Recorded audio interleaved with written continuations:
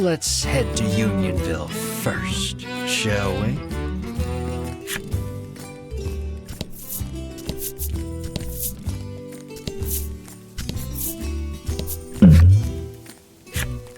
As you make your way to the coast, a piece of paper nearly smacks you in the face as it blows past. You snatch it out of the air. It depicts a woman standing before a sunset.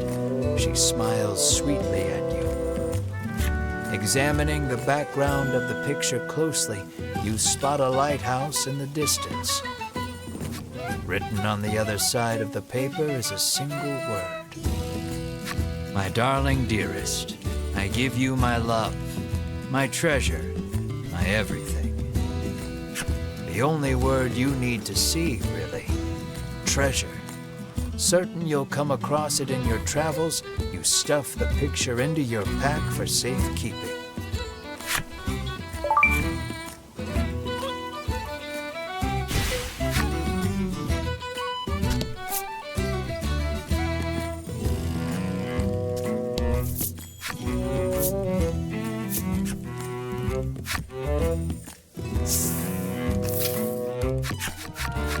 See something approaching from up ahead.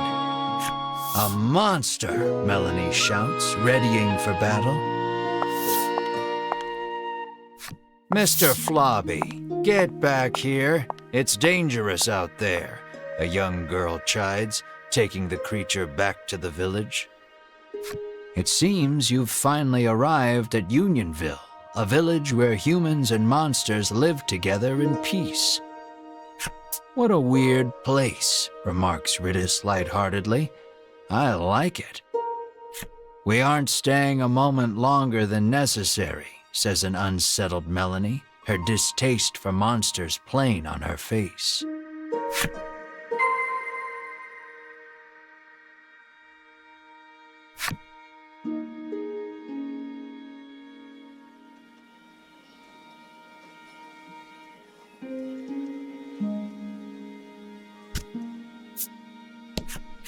Wow, a new friend, and so big, too, the furball exclaims in glee as it rushes over to Mar.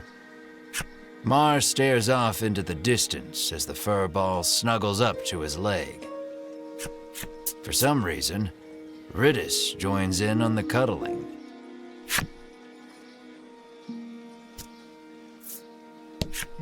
Lately, a suspicious man cloaked in black has been seen wandering about the village outskirts. The old woman looks at Melanie and remarks that he was dressed just like her.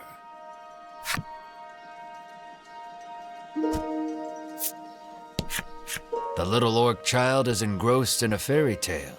The title reads, The Legend of the Dragon.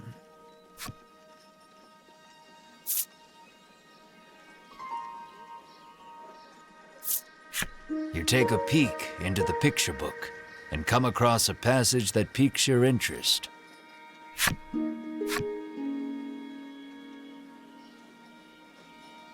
To where, you wonder, then recall that this is merely a fairy tale.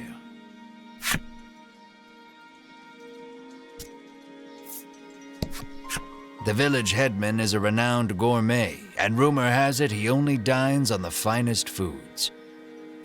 The man says he wishes he too could have such a lavish meal just once in his life, his deep desire for delicacies only growing with time.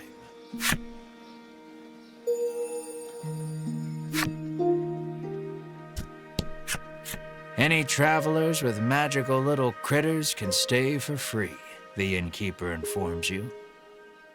It appears the headman's long-standing pronouncement on the welcoming of all magical creatures also applies to you and your party.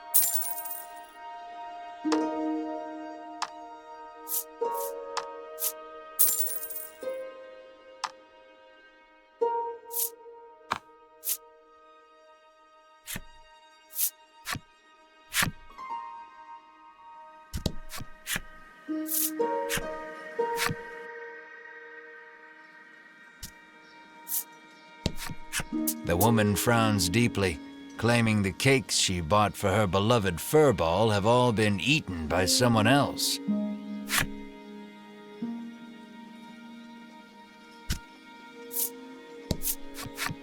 However does your mouth become so filthy, Mr. Flobby? Sighs the girl as she wipes the slime clean.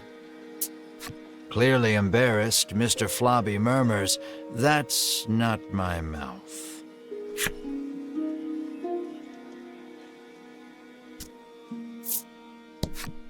A quiet furball sits with crumbs around its mouth.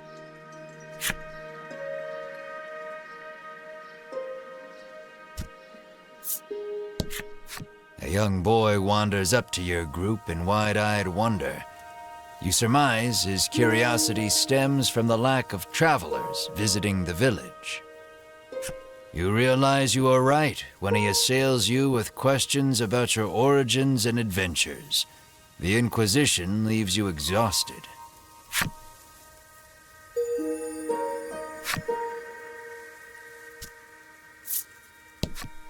The little goblin sulks as he gazes upon the withering flowers he tried so desperately to take care of. He looks at you with tears in his eyes, silently begging you for help.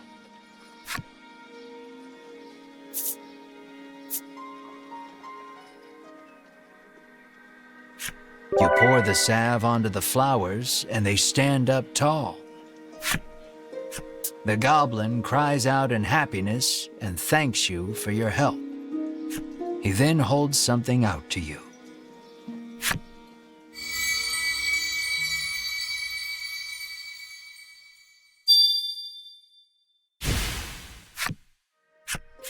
The goblin stares lovingly at the beautiful flowers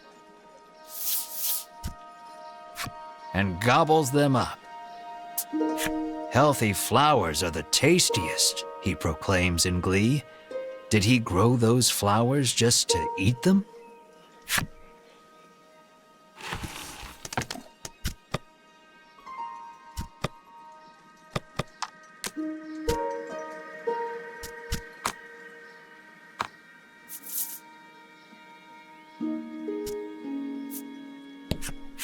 You ask the old man if he knows anything about the dragon. "No, sir," he answers.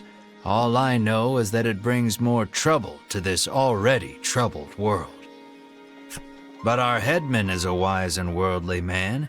He might know something," he remarks, pointing at a house not far away.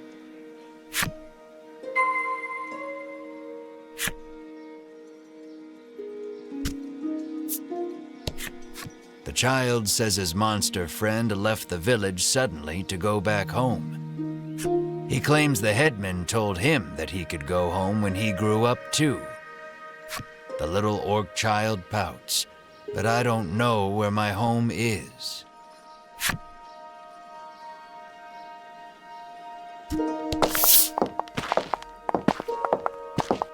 Travelers, you hear a voice call from somewhere.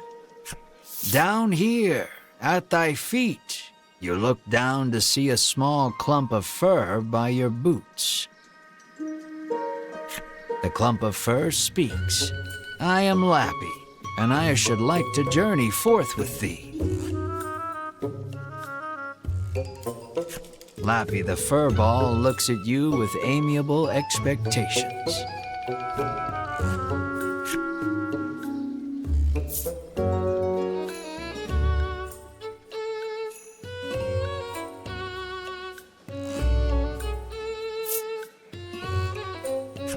Of course, the more the merrier, you exclaim, pumping your fist energetically into the air. But Melanie coldly interjects, no, I can't trust monsters. Thoroughly rejected by Melanie, Lappy bursts into tears. Lappy says he has no friends because of his aged face and speech. All alone, he decided to leave the village on a journey. Your party is silenced by the crying child with the face of a grown man. It seems you tell Melanie to be nice and quip that both she and Lappy could use a friend. Exhausted from arguing with you, Melanie half-heartedly agrees. Fine, we can be friends. However, she says that they are on a dangerous journey to defeat the dragon. As such, they cannot take a child with them. Lappy leaps up and hugs her in his excitement, exclaiming, "Thou hast made me so happy."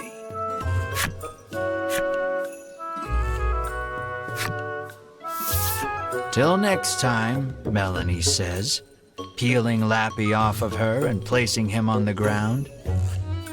Though she thought all monsters to be evil, Melanie feels that the ones here are different. Finally, a friend.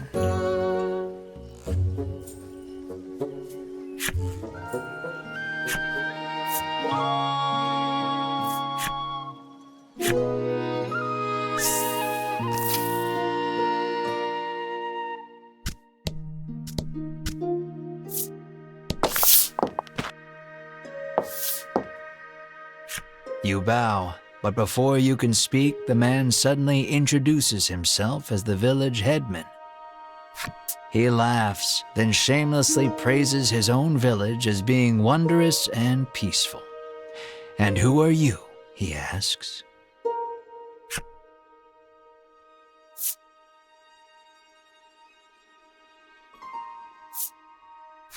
After explaining that you are on a quest to defeat the dragon, the headman invites you to rest your feet a bit in his village. He says that he had heard rumors of the dragon when he traveled the world. You must be tired from your journey. Have a seat. I will have my chef prepare a feast, the headman says, then claps his hands twice to summon a stewardess.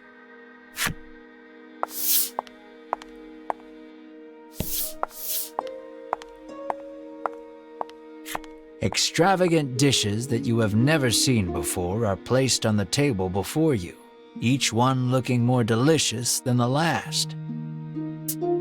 "You're drooling," Melanie scowls. You hadn't even noticed. You wipe your mouth with your sleeve, then gasp as you turn to Mar. Perhaps in an attempt to hold himself back, Mar is gnawing on the table corner. There, we'll eat soon, you reassure Mar while gently stroking his head. The doors fly open in the next instant, and a girl runs in. With tears in her eyes, she tells you that her dear companion Mr. Flobby the Slime is missing. The headman's eyes go wide in surprise. "We must find that slime right away," he says anxiously. "You are starving, but it doesn't look like you'll be able to partake of the feast before you because of Mr. Flobby's disappearance."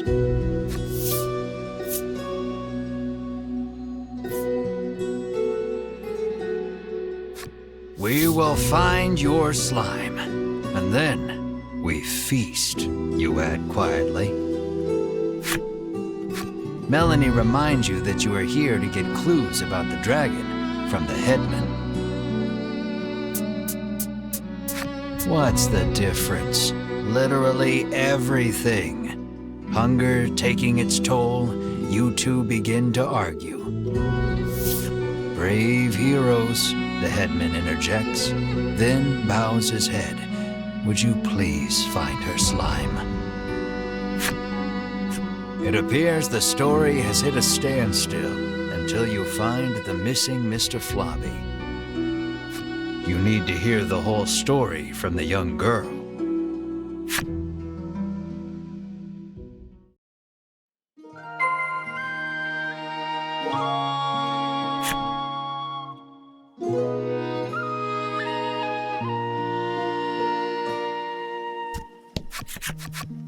The girl sobs, wailing about the missing Mr. Flobby. Melanie places her hand atop the girl's head and promises that your party will find her companion. The girl then hands something to Melanie. It looks like the muddy handkerchief she used to wipe Mr. Flobby. She asks Melanie to wipe Mr. Flobby with it after you find him. The girl claims to have searched the village but cannot find her friend anywhere. Regardless, looking aimlessly outside the village would be a waste of time. You decide to collect more information in the village.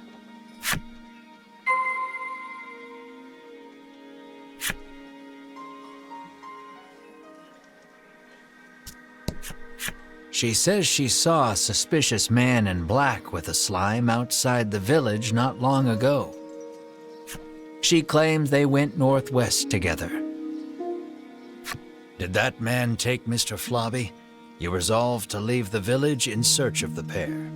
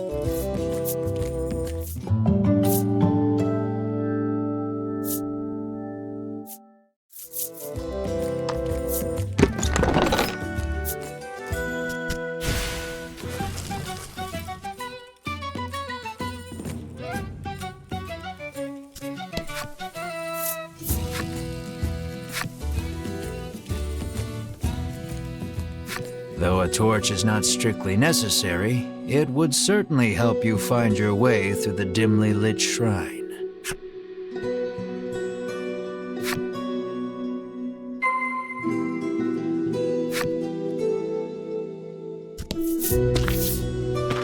Your footing is obscured in the dimness of the shrine. You should probably proceed with caution. Though you go forth slowly but steadily, taking it one step at a time. You take a good look at the floor and see it lined in trails of viscous liquid. No doubt a slime or 200 have passed through here.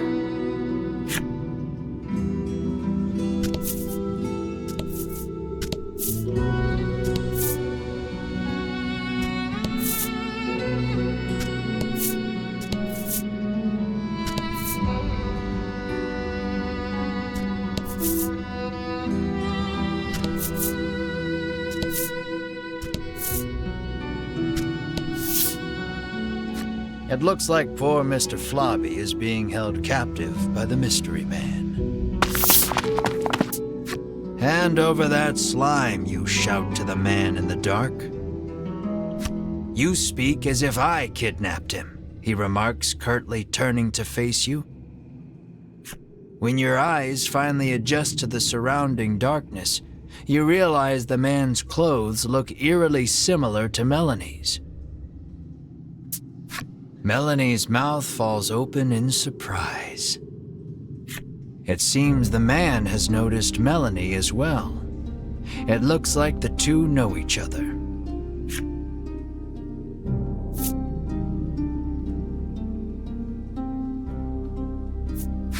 According to the man, he and Melanie came from the same village and are far from strangers.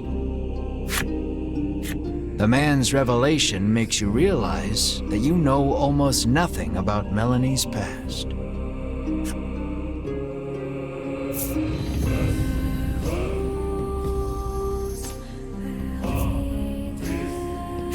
You ask her if he is a childhood friend, but she holds her tongue. Then the man speaks. With forbidden magic, our clan has ensured the dragon, he begins, when Melanie cuts in. She rattles on about the man, telling you that he is Vince, a lunatic obsessed with the dragon. Vince resentfully claims that he is searching for the noble dragon to protect it. You ran away from home with your tail between your legs, he ridicules. Enraged, Melanie lunges at Vince.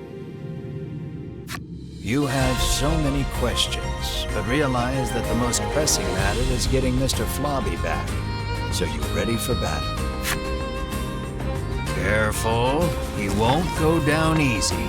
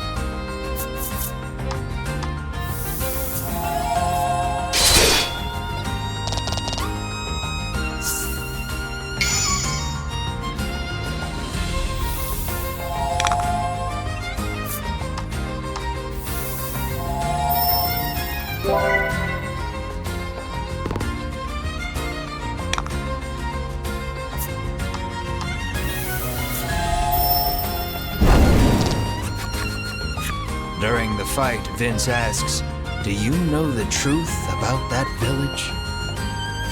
The headman may look like a nice old man, but he keeps those little monsters around too. He begins, but before he can finish, Winifred, Hedwin, and Berwin of the Ivory Order appear. The three brush you aside, fixing their attention on Vince. "So you are the one who disturbs the peace," they exclaim, then charge at him. The Ivory Order and that false justice they serve are the true evil here, he retaliates, fighting back.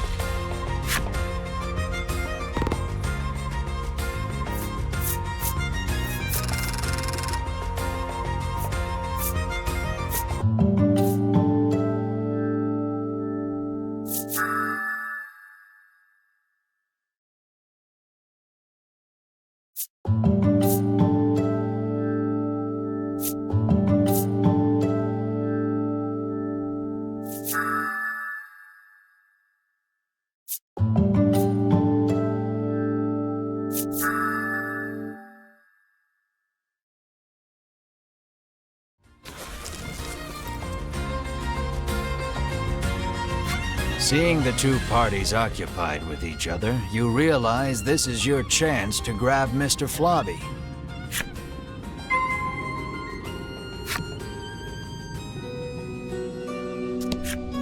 Perhaps wary of humans, Mr. Flobby dashes out when you draw near.